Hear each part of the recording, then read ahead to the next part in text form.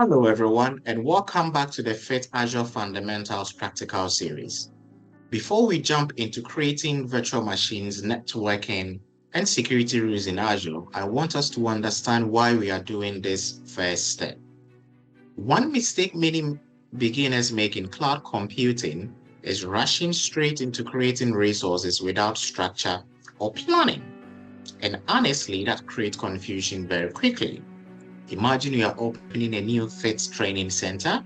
You wouldn't buy computers, printers, chairs, projectors, and networking equipment and just scatter them randomly across different buildings. You would first have to decide, where is this entire project going to live? And that is exactly what a resource group does in Azure.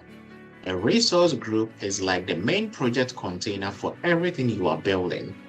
I need you to think of it as a digital project folder in the cloud. Inside that folder, we will later place our virtual networks, our subnets, our security groups, and our virtual machines.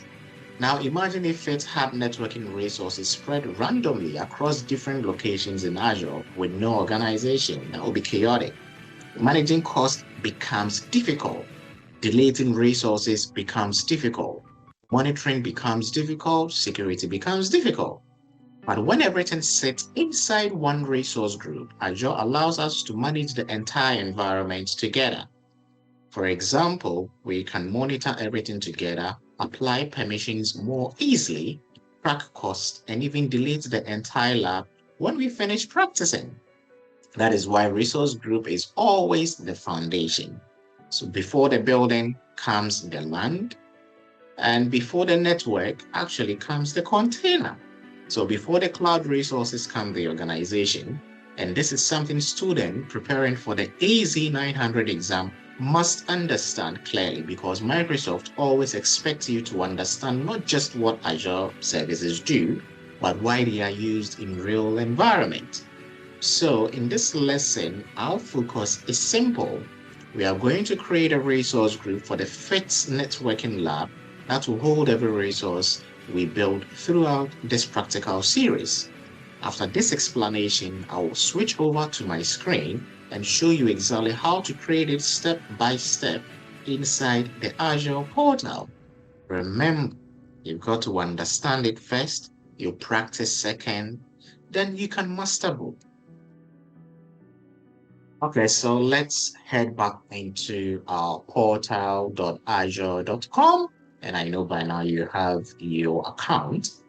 So if you want to create a resource group, you can choose to come here, search for resource group, or create a resource. But I prefer to use the search resource group. I'll hit enter on my keyboard. I've got my resource group. It's very simple and straight to the point, more like your digital folder in the cloud for organizing your stuff.